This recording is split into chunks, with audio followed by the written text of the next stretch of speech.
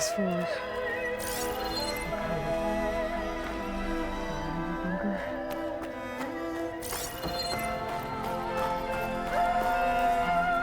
What is this?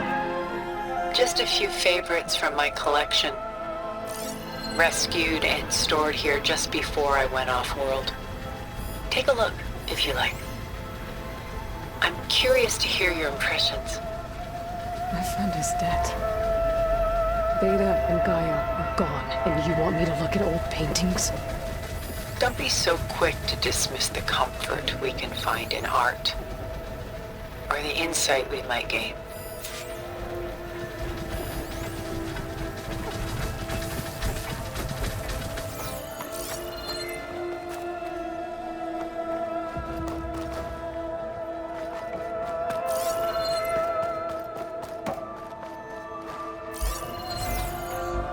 My favorite pairing on the left is Woman Reading a Letter by Vermeer, a true master.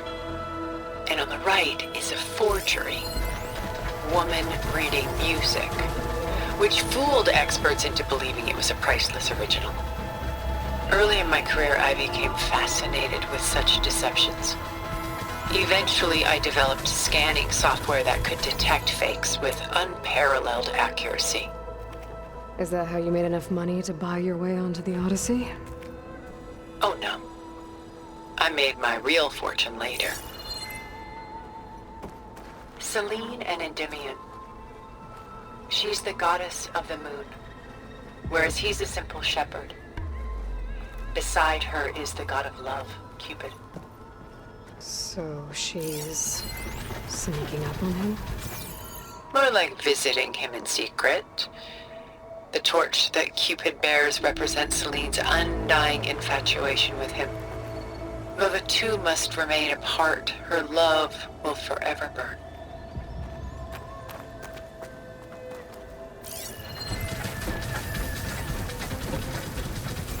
This is Rembrandt painting Jeremiah, a man in mourning. Mourning what? His home. The ancient city of Jerusalem. He foresaw its impending doom, but could do nothing to prevent it.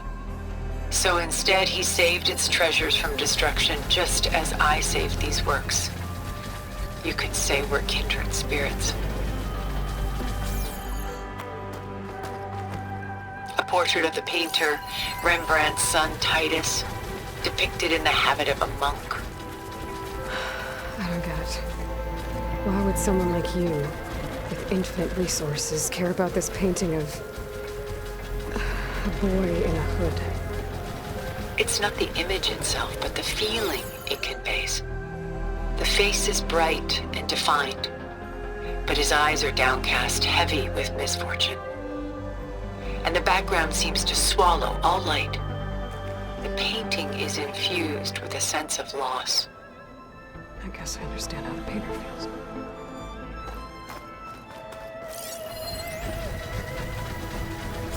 Rembrandt's The Night Watch, by far the most famous painting my homeland ever produced. It was commissioned to honor a militia made up of influential citizens. I guess you must have been an influential citizen. In my day. But not as influential as you've been in this new world. The Gust, by Willem van de Velde, the most famous of his many maritime paintings. A ship crossing into the unknown. I guess you're familiar with that. Indeed, which is why I appreciate this composition in particular. Though waves and wind threaten to destroy the ship, it perseveres, clinging to the light even as darkness closes in all around it.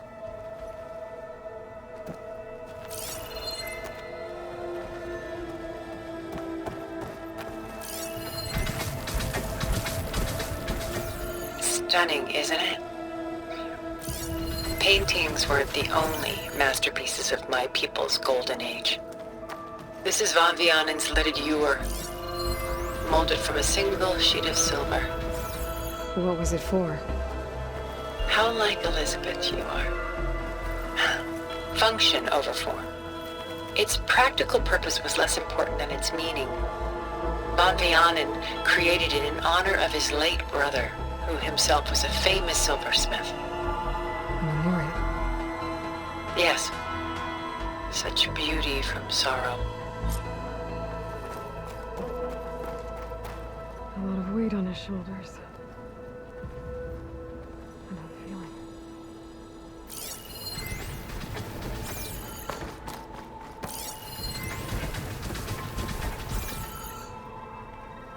She's pulling out her own hair.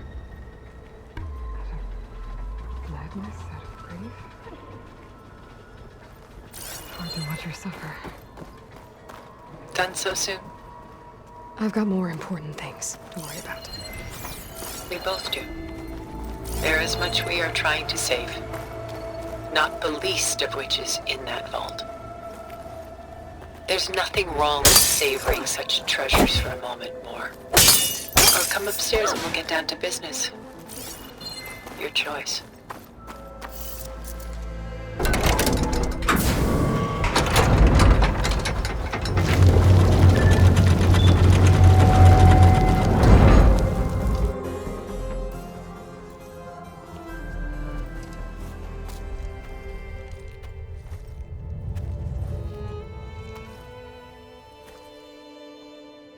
There you are. Feeling better? How did you find us? At the cauldron? And what did you do to everyone right before I passed out? All business, I see. Well, suffice it to say we were keeping a very close eye on Hephaestus, knowing we would need it at some point. Your ruse didn't fool us, and as for my little trick, it was an overload of the senses, accompanied by an energy discharge. Gerard and Eric were only momentarily disoriented due to their shields, but it rendered you unconscious while I got you out. Perhaps some breakfast might steady you a bit?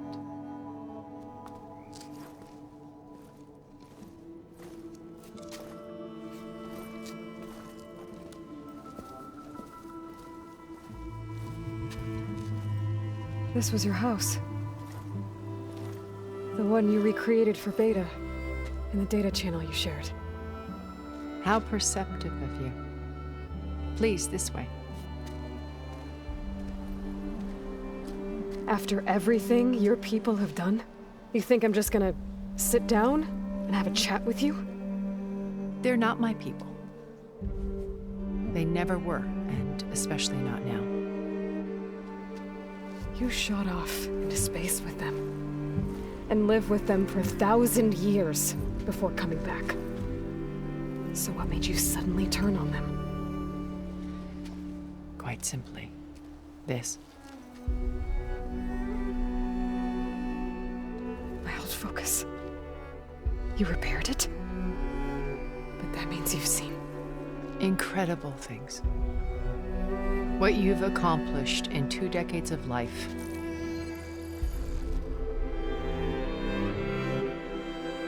A 1,000 years at my back and I haven't even come close.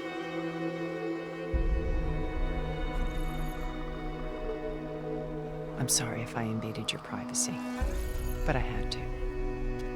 In order to understand. To be enlightened.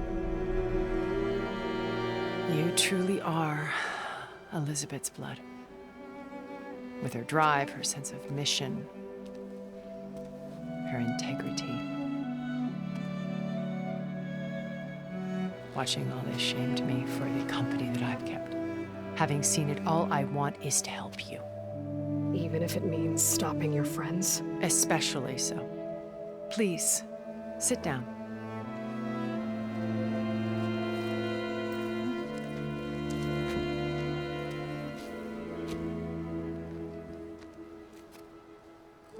There. That's better. Now, we must recover Beta and Gaia at all costs. By now, you must know that Gerard intends to use Gaia to reboot the Earth's biosphere. Remaking this world to specifications that would only suit us immortals. This process will kill every living thing on the planet. He calls it a clean install. Not if I stop him first. Not if we do. And once he and the others are gone, we can work together to fulfill Elizabeth's dream. I'm sure Beta told you that there's a build of the Apollo database on board our ship. A complete collection of human knowledge.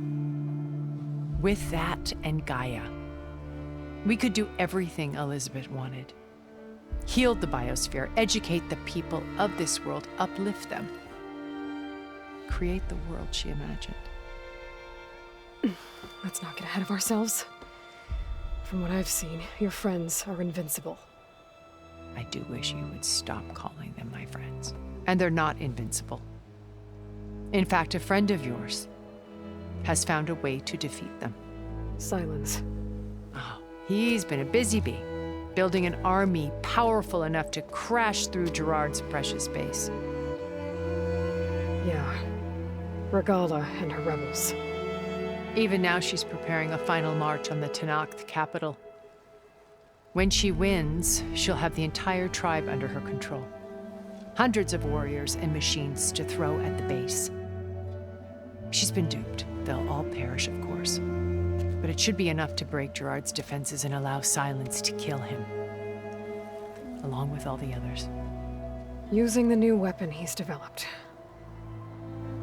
Yes, he's found a way to circumvent our shields. Truly an exceptional man. He's planned for everything. Except you and me. You see, while his army is battering down Gerard's doors, you and I will sneak in through a back way, one that only I know about, while Silence and my friends are busy battling each other. We'll take back Beta and Gaia. I told you I want to help you. I mean it.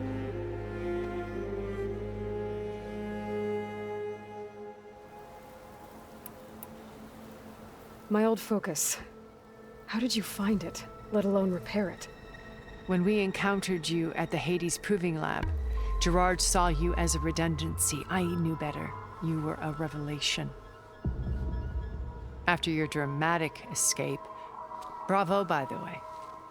Gerard and Eric assumed you were dead and gave up the hunt. I wasn't so sure. When the others were busy, I returned to the lab and searched for any trace of you. That's when I found this little treasure. Not easy to repair, but certainly worth the effort. As I watched your life unfold, you were like a splash of color on a worn canvas. What Liz was, and more. Did you show it to the others? Of course not. It was your actions that inspired me to defy them. It's worth noting that if I hadn't found it and watched its contents, I wouldn't have known to save you at the cauldron. You'd be dead. So I should be grateful? If you like.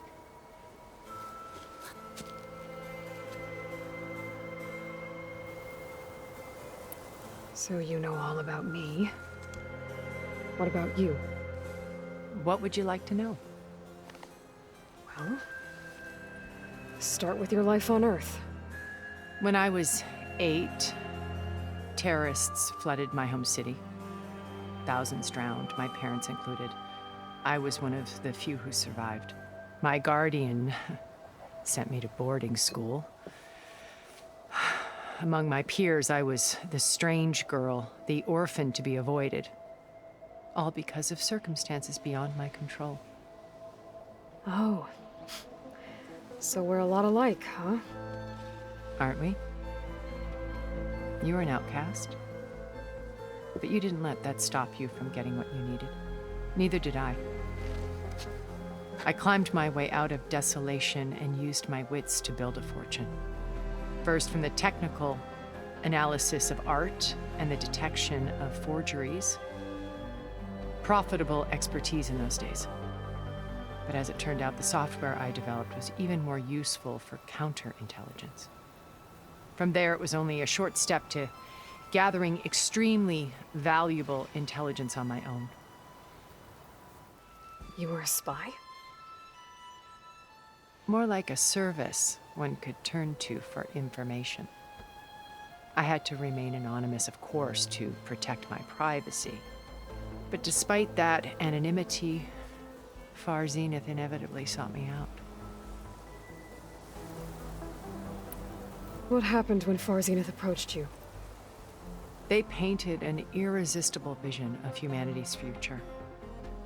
One where we need not fear illness or death, where we explored the furthest reaches of the stars and thrived. It was only later that I realized that they only intended to bequeath this future to the rich and powerful. By the time I finally figured it out, the walls were closing in, Faro's machines were devouring the Earth. So I accepted Far Zenith's invitation to a berth on the Odyssey. I wanted Liz to come, but she had nobler plans, as you well know.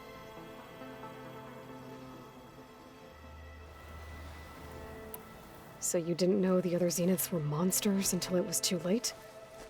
I knew some of them were, certainly. It wasn't until we were off-planet that I understood the true scope of their greed. I was grateful to simply be alive, but the others became obsessed with a kind of effortless immortality. They built a colony where machines serviced their every need, where any memory or fantasy could be endlessly savored in virtual reality. It wasn't life. It was stultifying, a pampered dream state. As the decades passed, I withdrew more and more, alone yet again, but this time with eons to consider my mistakes. Now finally, having met you, I feel like I have a second chance. To do what? Help you, of course. To fulfill Liz's dream, which isn't so different from Far Zenith's original vision. A better future for humanity. You said Beta is not in urgent danger, so what are the Zeniths doing to her? Putting her to work. Merging Hephaestus with Gaia. A difficult, time-consuming task, as I'm sure you know. They will compel her if need be.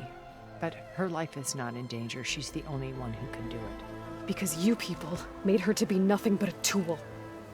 Gerard's idea, not mine. They always viewed me with suspicion when I attempted any form of kindness towards her. That's why I created the data channel. A virtual place where we could speak in peace. So this channel you shared with Beta, none of the other Zeniths ever found out about it. Gerard believes he's the most cunning of all of us. Even after 1,000 years, he still can't imagine that I would outwit him.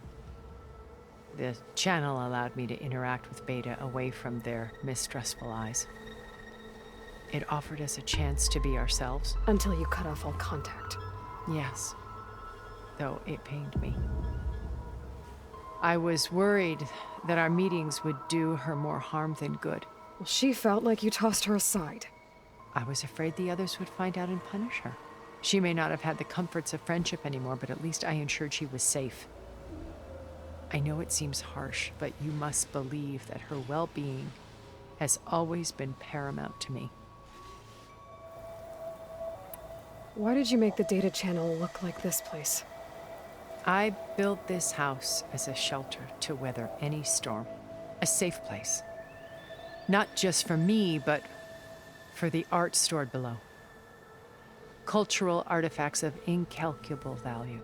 Truly some of the greatest achievements of human civilization. And you wanted Beta to see them? Yes. Her upbringing was so cold and technical. I thought if she could experience Vermeer and Rembrandt, it would bring something else into her life. A heritage every bit as valuable as the scientific and technical data being drummed into her. I'm sorry I had to cut off contact, but I'll never regret sharing this house with her. She needed its shelter even more than I did. Beta told me your colony was destroyed. That you came back to Earth because you had nowhere else to go. It's true. After we reached our destination, a planet in the Sirius star system, we spent decades building a new home. The physical constraints of Earth, the boundaries of mortality, gone. To think of what we could have done with it. It might have been a utopia. Instead, we stagnated, absorbed in effortless comforts and virtual realities. It took a cataclysm to finally yank us out of our stupor. What happened?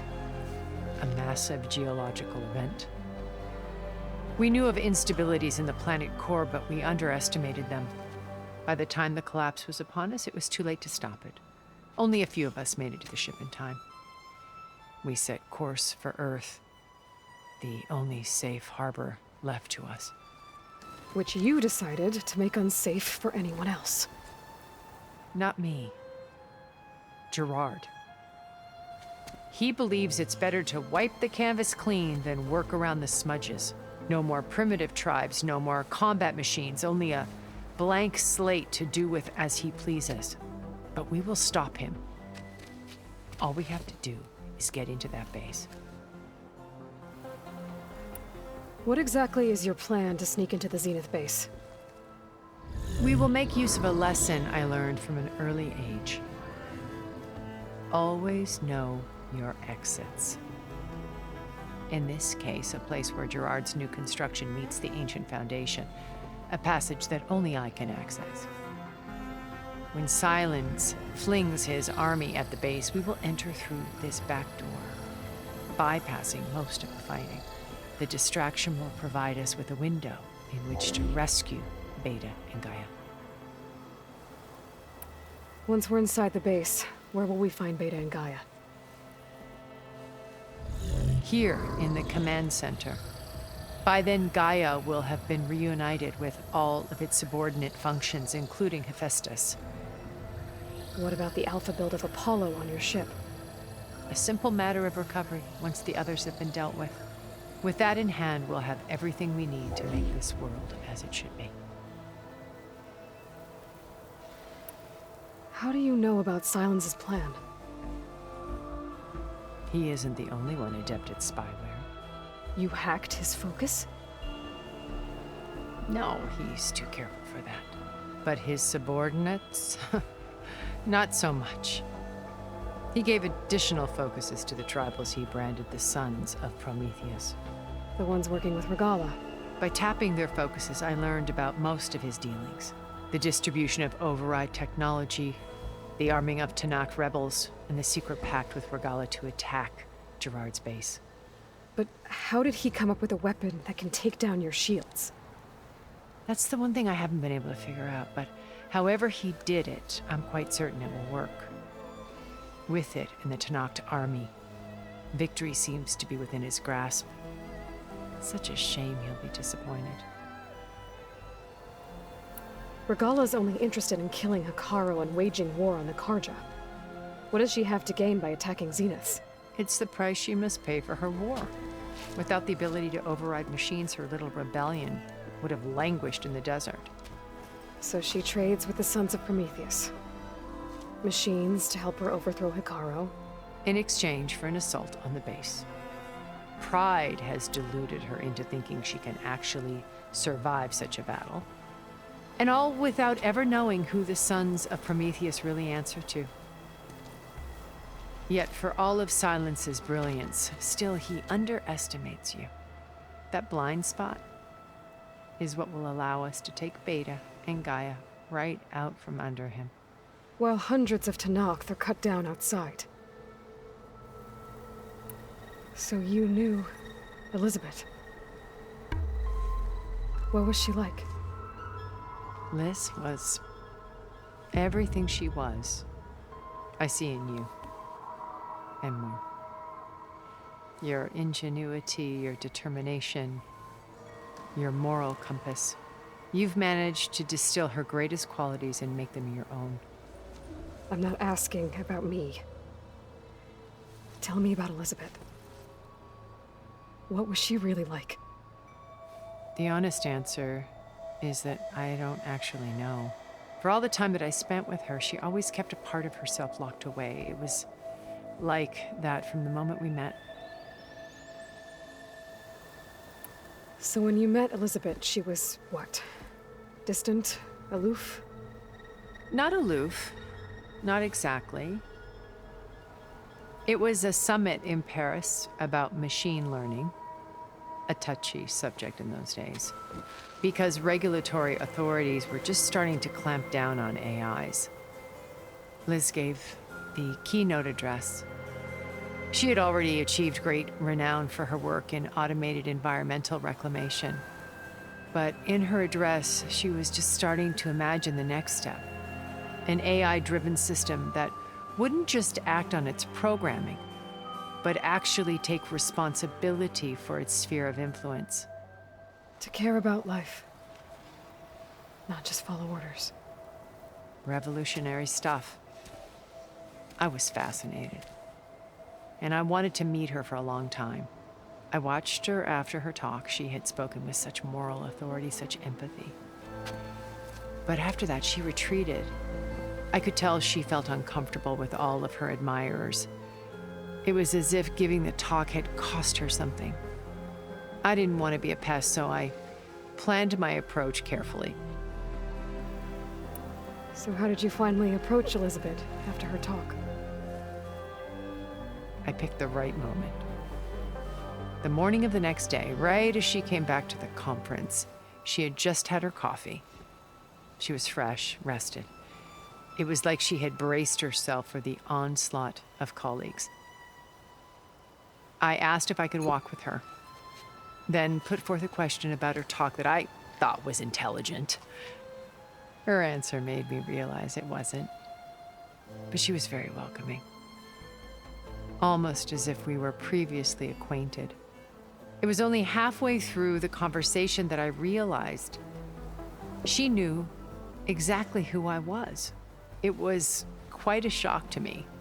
My business was trafficking in secrets, and I took great pains to protect my anonymity. So that was Liz, perpetually one step ahead. I came to view our meeting as a metaphor for our friendship. She always seemed to know me far better than I knew her. I guess I know the feeling.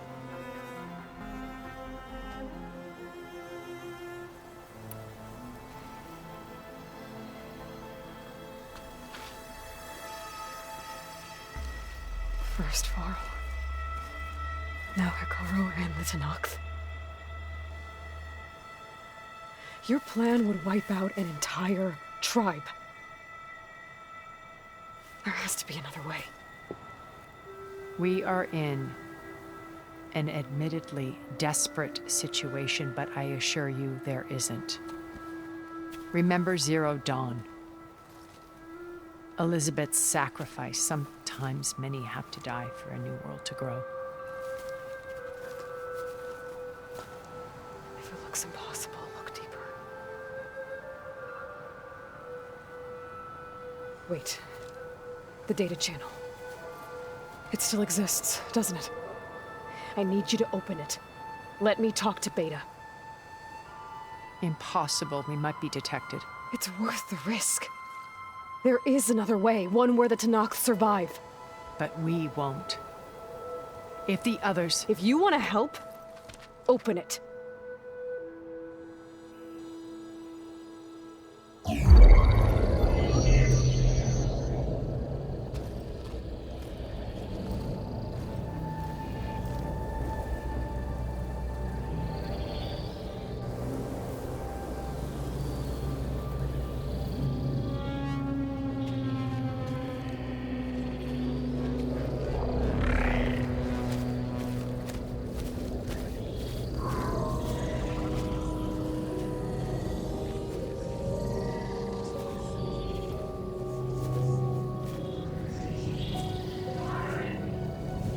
What are they doing to her? Virtual reality dissociation. The manual merge of Hephaestus will take hours upon hours of tedious micromanagement. If she resists the work, they run simulations to induce feelings of isolation and despair. Beta, can you hear me? You're alive. They're watching me. I can't hold up this extra protection for long. You should have killed me. No. No, look at me. I'm coming for you. I promise. Okay? I just need you to hold out a little while longer and work on the merge.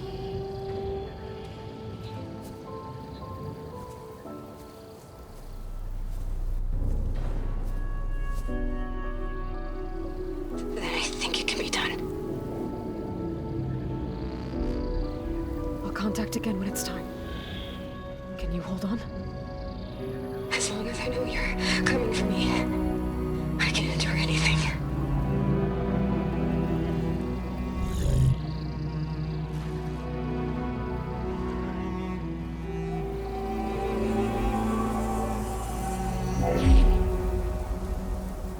All right. I did as you asked. Now I think you need to tell me what you're planning. I'm going to take Silent's army away. I don't need it. Only the weapon he made to penetrate your shields. And how do you propose to get it? Ask him nicely? Without Regala and her rebels, he won't have a choice. We'll be his only option. Only option for what? What did you tell her? That is between me and my sister. Will be Silent's only option for crashing that base. I'll tell you the rest later. But first, there are a couple of things I have to do. Oh. And what are those? Lay my friend to rest. And then I'm going to use the override that Beta gave me at Gemini to put an end to Regala's rebellion. From the air. Wait. Since you insist on doing things your way, I know of something that will truly help you make a grand entrance with the Tenakth. The ancient Horus Titans still possess electromagnetic energy cells as part of their arsenal. Drop one of those on Regala's army and they'll receive quite a surprise.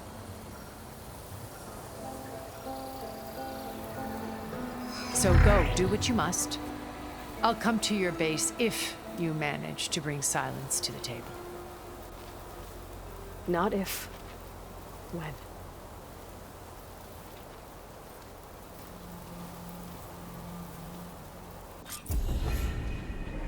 Erend, are you there? Aloy! Aloy, is that really you? Yeah, it's me. Where's everyone else? We're all... we're back at base. What happened? It might be easier to explain in person. I'll try to join you there when I can. Okay. We'll wait here for you. It's good to hear your voice, Aloy.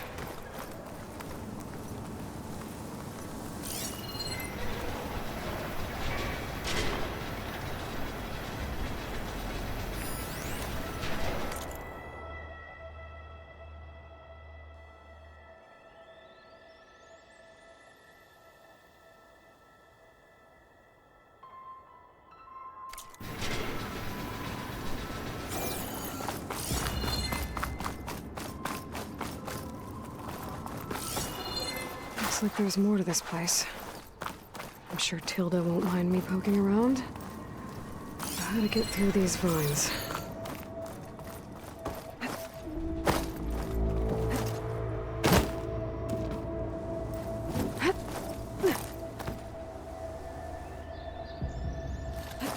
Just to let you know, I'm now patched into your focus network. Great. I take it the other Zeniths can't hear us? Of course not. And they don't know about your base either, in case you were wondering. I've sent you data on the Horus energy cells you can use against Regala's forces. Reach out to me when you're ready to acquire one. Understood.